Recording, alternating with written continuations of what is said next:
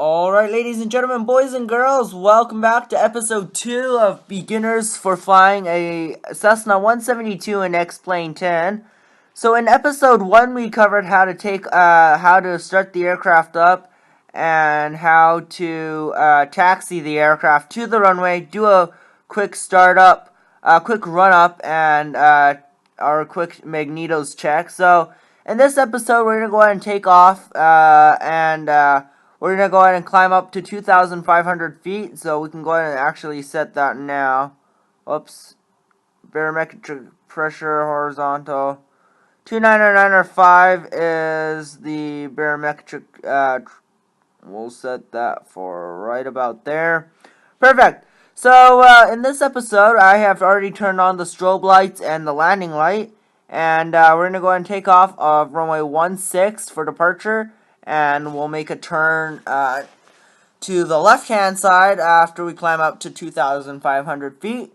So let's go ahead and do that. Alright. So we're going to go ahead and go ahead and take off this runway here. Now, when you're taking off in a Cessna 172 single prop engine like this one, you want to aim for 65 knots is your rotation speed, and then you want to aim for about 75 knots for climb out. So we're lining up here on runway 16 left for departure at Seattle Tacoma International Airport. At this time, you would have had radioed air traffic control and told them, we're taking this runway, staying in the pattern.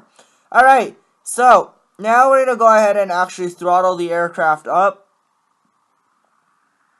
And here it comes. You should have released your brakes, which I didn't do, which is a bad idea on my part. And we're going to guide it down the center line, waiting for that 55, 65 knot rotation speed. And there it is. Pull up, and the aircraft is off the ground. And now you can just kind of keep it so it's about... Now, generally speaking, you would want to do about 74 to 80 knots when you're climbing out. And we're climbing out to 2,500 feet. And then we're going to initiate autopilot. So we're going to maintain this heading. I'm going to manually fly the aircraft until we reach 2,500. And that is when we will go ahead and initiate autopilot. So you can see I'm trying to maintain a steady speed here, about 79 knots right now. And we're climbing out here, just passing 1,000 feet. Once we pass 2,000 feet, I'm going to go ahead, 2,500 is what I said. That's when we'll go ahead and initiate autopilot. And if you take a look outside, we're climbing steadily above Seattle Tacoma International Airport.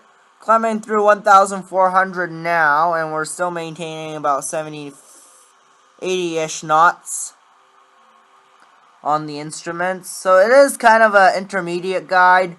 You should know all these instruments by now. Beginners, it's not like how to fly 101.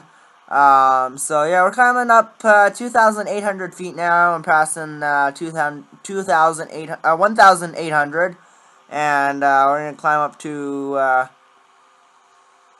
2,500 before we initiate a left-hand turn here. Alright, so I'm going to go ahead and drop the yoke down just a tad notch and pick up some speed here. And we're passing 2,300 just any minute now. We want to try to maintain. Alright, so we're going to go ahead and lower the nose and allow that airspeed to pick up. And then continue our climb out, though. You want to make sure you continue that climb out, though. Alright. Alright, we're just coming over 2,500. Perfect. We're going to select altitude hold. And we'll let that speed pick up. So I'm just going to maintain a steady rate here. Our altitude has already been selected. And we can pull back. And we can start our left-hand turn out.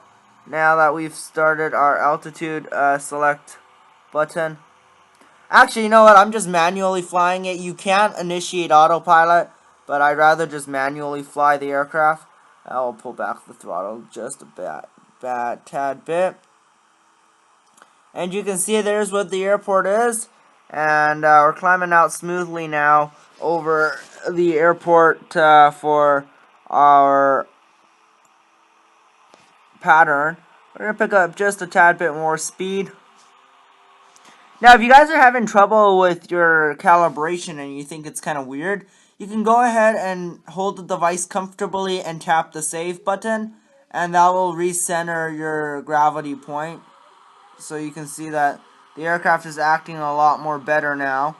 And we're climbing over 3,000 feet. That is not the pattern altitude here, but I do have the aircraft a tad bit higher today just to show you guys. And yeah, so this is basically what you're gonna do, and then we're just gonna basically fly a rectangular shape around the airport. So once we get far enough, we're just gonna go ahead and fly it all the way out, and then we'll do an ILS approach instrument landing system into runway 16 again for arrival, which will be covered in episode 3 of this 3-part video. Alright, so we're just, at this point you can judge how far you want to go. You don't have to go particularly too far for this. And we're climbing over 3,000 feet, so I'm just going to drop it a little bit. And, alright, so we can go ahead and start our left-hand turn now for our next part of the pattern. I'm going to pull the power out just a tad bit to start letting that airplane. Alright,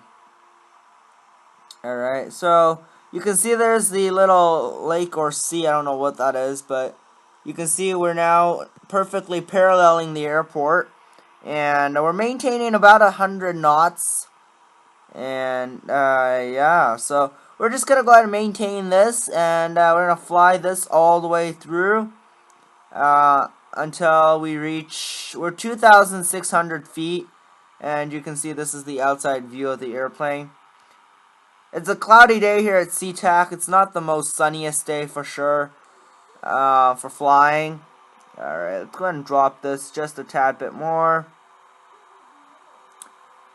So we are starting our initial, I've pulled the power back and we're starting our initial descent since we climbed a little bit higher than I wanted it to go, but that's okay. It's always good to have some extra altitude in case you do make a mistake, which can happen. Trust me, it has happened before. So we're just kind of cruising now, and once we get on the base leg of our turn, we'll go ahead and alright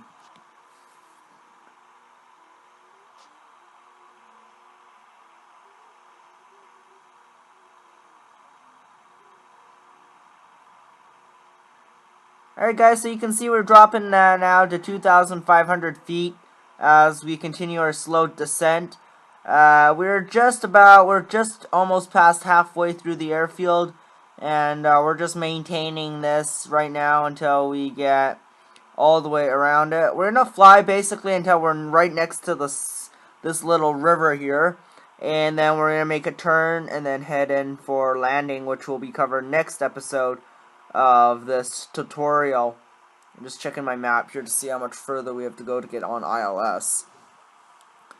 Alright, so we're just flying a tad bit faster now at 100 knots. And I've pulled the power back so we can start our initial descent. And, yeah, so we're just coming up on 100 knots.